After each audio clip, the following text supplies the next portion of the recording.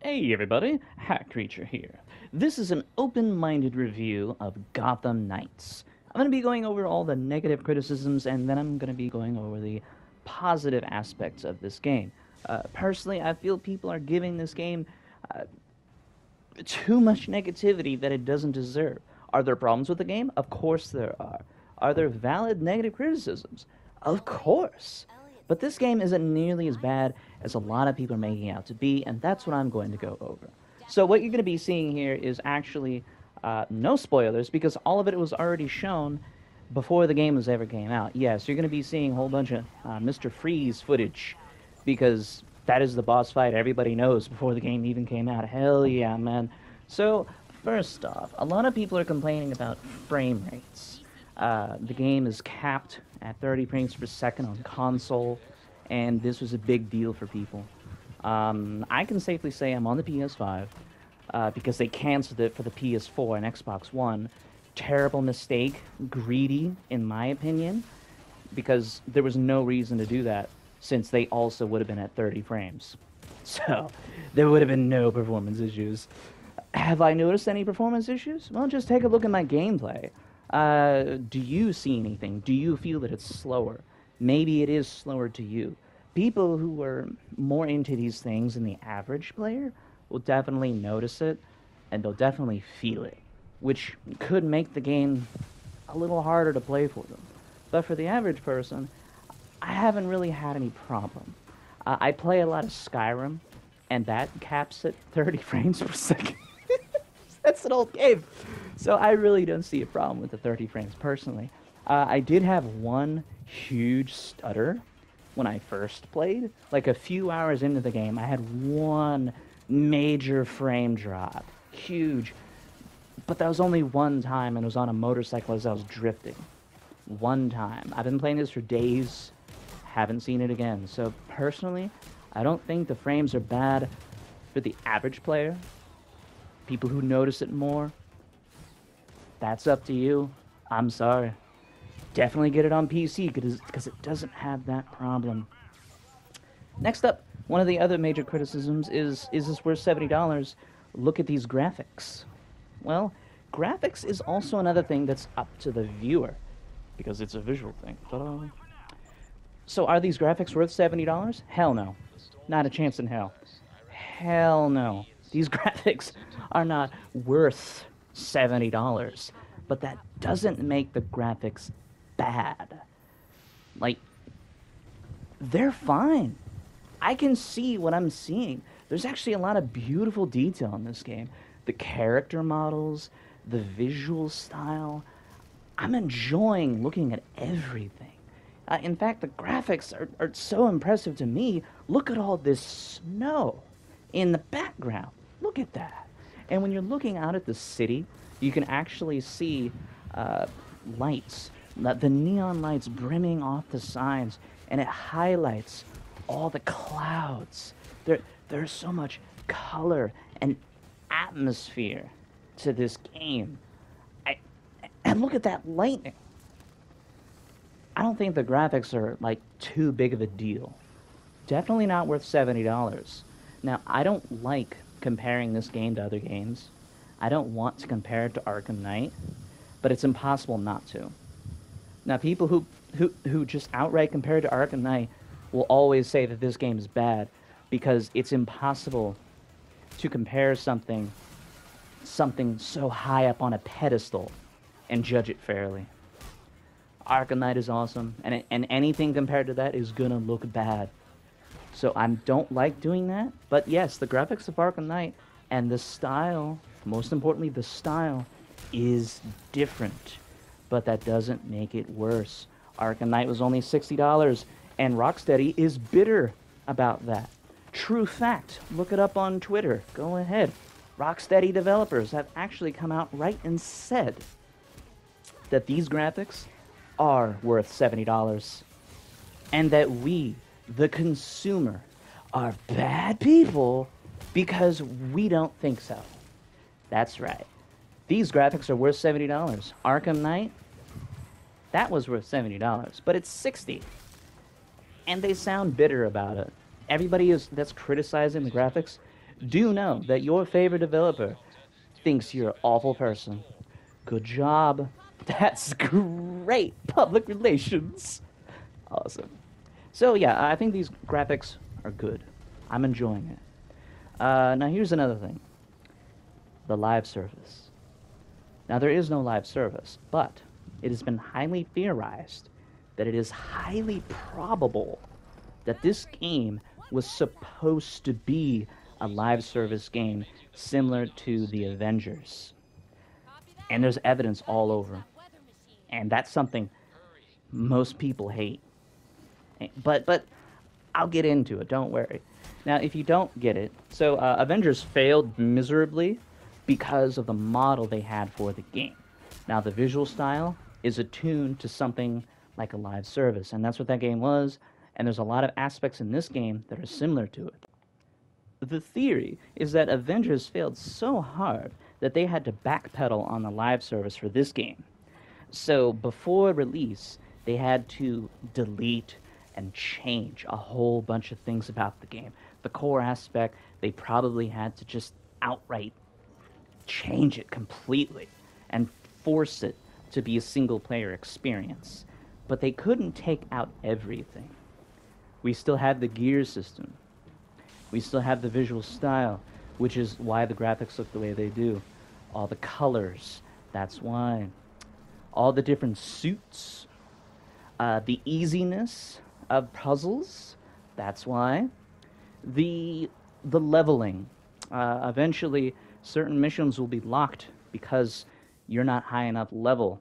The bullet sponge enemies, the chunky boys. Live service right there. Even the bosses. Check this out. This Mr. Freeze level, I played it on medium at first, and you just saw me change it to high difficulty. I am 6 levels higher than the recommended level for this mission. 6 levels higher. It was too easy, so I changed it to high difficulty. Now, as you'll see as I'm playing, it's still actually pretty easy, even on a high difficulty, because I'm over-leveled. But once I get to the boss, I actually have to turn down the difficulty because the boss was too chonky. I couldn't do nearly enough damage because he was too chonky. And that's another aspect of live service games. Fake difficulty. Just an illusion of difficulty is just give it more health. Make it take more damage. Chonky. Bigger is better. If it's difficult to kill something, that's difficulty. That's a live service thing. I hate that. It's disgusting. It's lazy. And that's exactly what happens with the boss battles in this game. It's terrible. And just let that sink in. I was 6 levels higher than the recommended level. And I had to turn the difficulty down because the boss was too chunky. That's terrible. That is terrible. And the difference in the damage I was doing is night and day. Maybe you'll get to see it, I don't know. But anyway, yeah, it's highly probable this was going to be live service, and then they changed it. But how bad is it, besides the thing I just told you? What about the gear system? The gear system is actually nothing. It's really nothing. People shouldn't be complaining about the gear system, because it's barely there, it's barely noticeable. It's actually pretty simple and fun. Maybe not fun to most people, but it's simple enough where it doesn't even get in the way. You fight people, you get supplies. You beat a mission, you get supplies. You find a random chest, you get supplies. Cool. Awesome. You go into your crafting, and you make a new suit.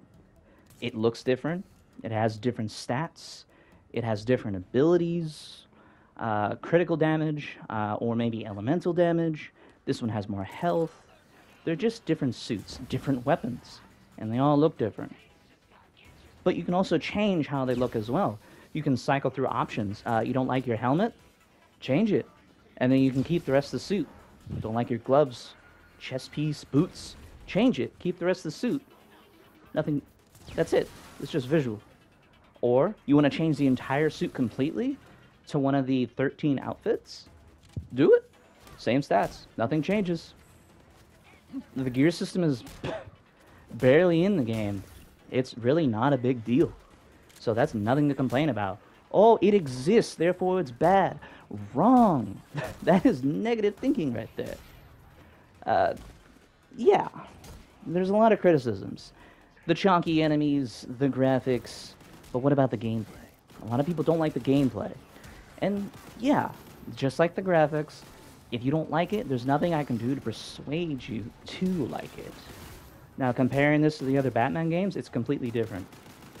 Now, first off, I will say, in combat, because it's a Batman game, because of the way everything looks, the way everything acts, you want to play it like an Arkham game.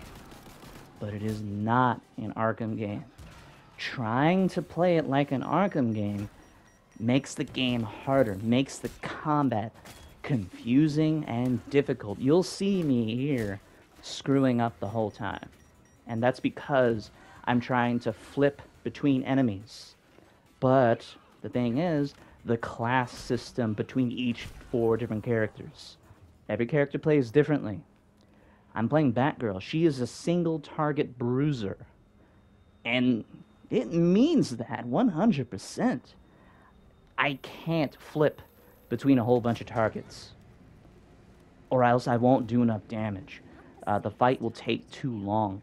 I have to focus on an enemy and take him out quickly as I can, then move on to another target. I can dodge, flip around, use my batarangs, but if I'm trying to take out everybody at the same time, it's not going to happen. That's not what Batgirl is good at. There are other characters in the game. There's Red Hood. He is a marksman. If you want to take out multiple enemies, maybe you want to play as him. If you're good at stealth and that's something you enjoy, distractions, decoys, gadgets, maybe you want to play as Robin. He's awesome. He can summon robotic spiders to attack people. What the hell is that? That's awesome. And then there's Nightwing. He's the only one I haven't played yet. But each class has a different play style, and you have to play according to them. So if you don't like the combat for one character, switch to a different character, and you might like them more. I like Batgirl the most, but when I switched to Red Hood, I had a hell of a good time. It felt so good to just drop in and start shooting people. The gun kata, the gunplay, it's fun. You know, he looks like a tank, and he plays like a tank.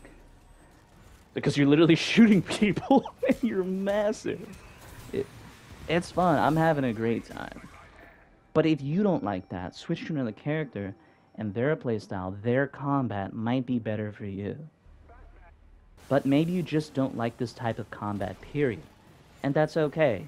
If you don't like it, then it's not for you. You've seen the combat this whole time. Some of it is good, some of it is bad. I might have to cut here, because here's a boss battle.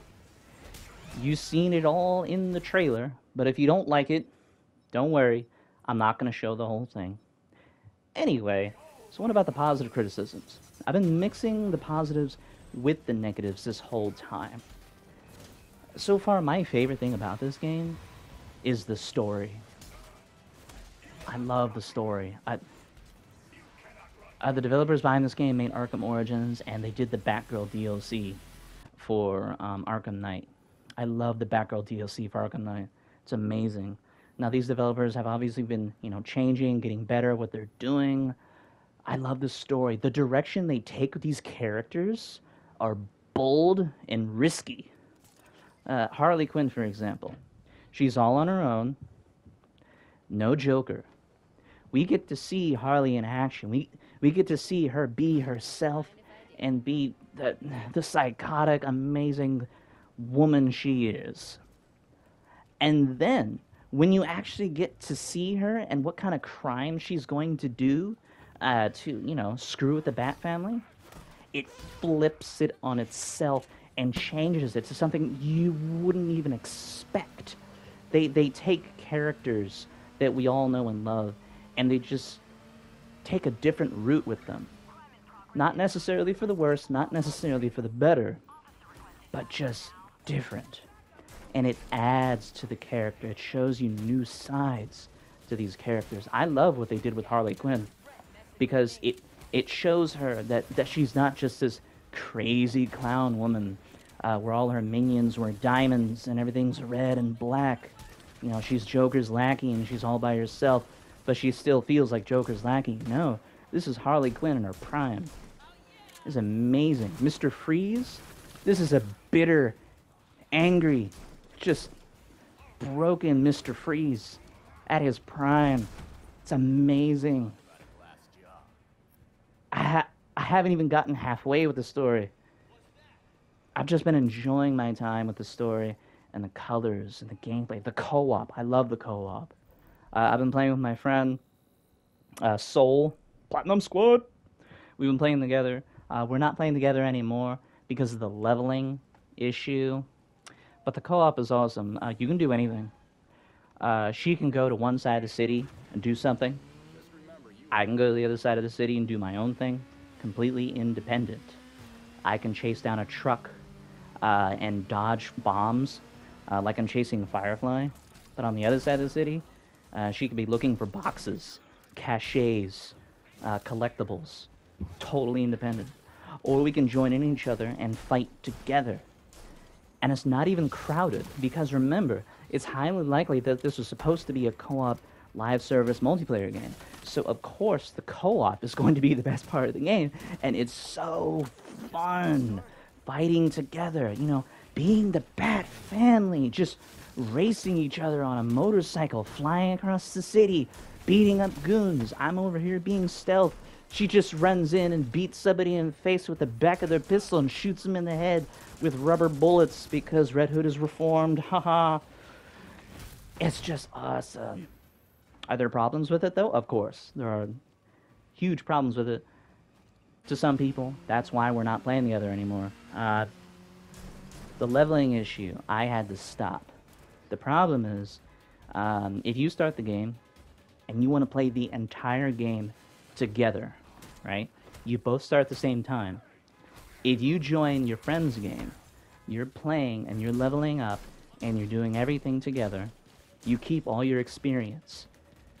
And technically, in a way, you do keep all the objectives, like the story missions.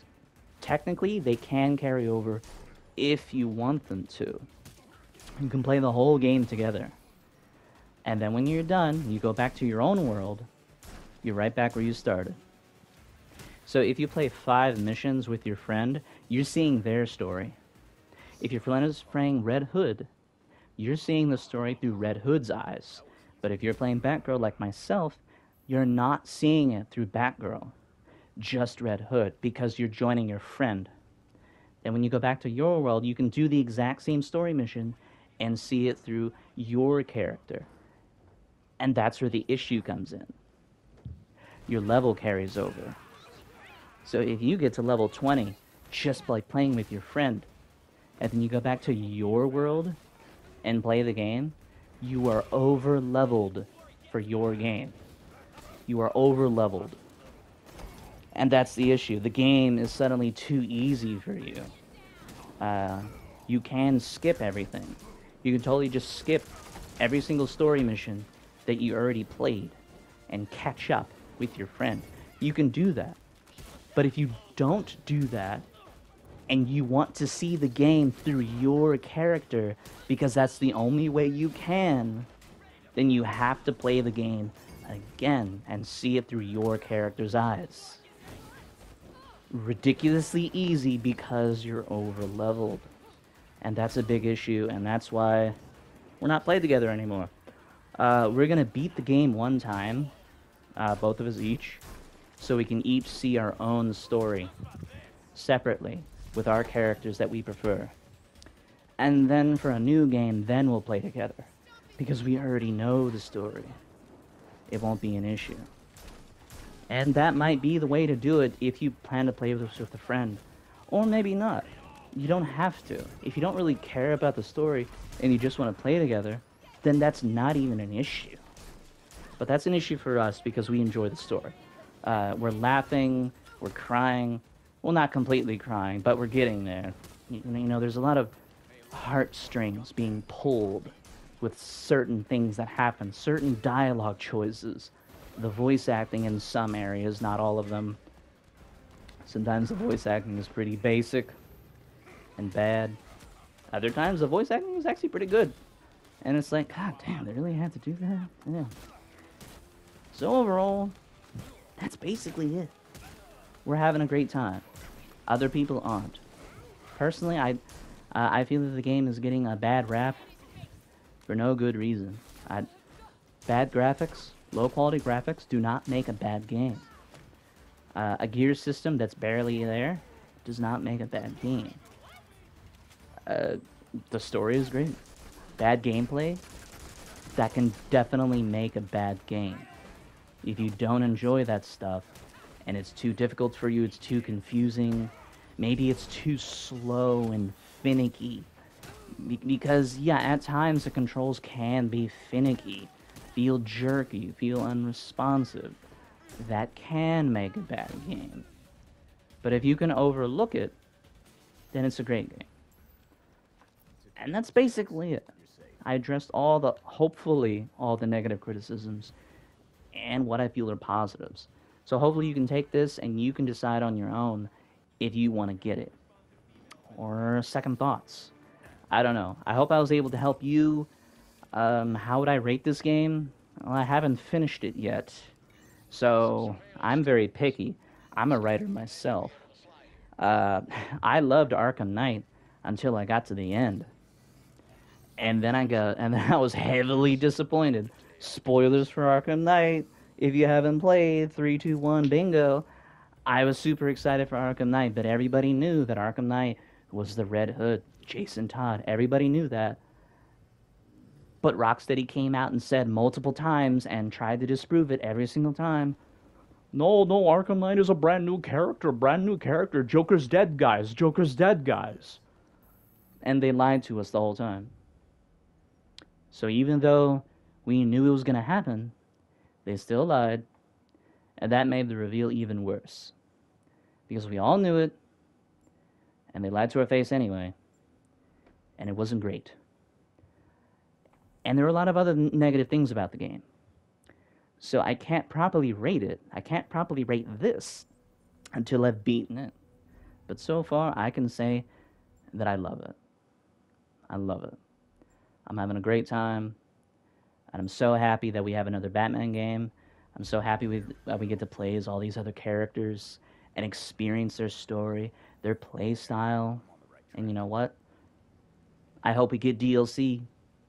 I hope we have more characters. I hope that they add in Batwoman. I love Batwoman. Not from the CW. That's garbage. You know, the real Batwoman. Kate Kane. Add in Huntress. Add in other characters from the Bat family that we don't get to see. That's what I want. I want them to add more characters. I'll play the whole game all over again. See it from their side of the story. Or maybe not. Maybe not see it from their side of the story. Doesn't matter. Because I enjoy playing as all these different characters, and I want more characters. If this was going to be a live service game, you can guarantee that's what they were going to do. If they really were going to do a live service, then they were going to add more characters, because the game can't just have 4. If they wanted it to go for years to come, they would have had more content, and that would have been more Bat Family characters. Hell, I would love to play the game as Harley Quinn. You know, change it up a bit. Why can't we? Right? Why not Mr. Freeze? Why not other game modes? They have a new multiplayer coming out, I think in a month? 4 people co-op. We don't even know what the game mode is. That would have been in the live service as well. So why not add more characters, even to the multiplayer version? Why not? It'd be a great way to continue the game and then keep people investing in it, more people to enjoy it. That's what I want to see. Maybe that's not what you want to see, though. And if you don't, well, then definitely take a pass on this. And hopefully, within the next 6 years, because that's how long games take to make nowadays, Unless you're Bethesda, then it's 25 and then some. You're gonna wait from one entry to the next, and then you're fucking dead. Good job, bro. I can't believe you cared. Yeah. So just pass if you're not interested. And if you want, there you go. So I hope it helped out. And yada yada bing bong. For those waiting for my short story, I have officially finished my second short story that I have written myself. Eventually, I'll have to edit it and then do the voiceover, and then I can add that to the channel, and that'll be my second official original short story on my channel. Check the description down below for some merchandise. Remember to like and subscribe. And that's it. And as always, have a great day.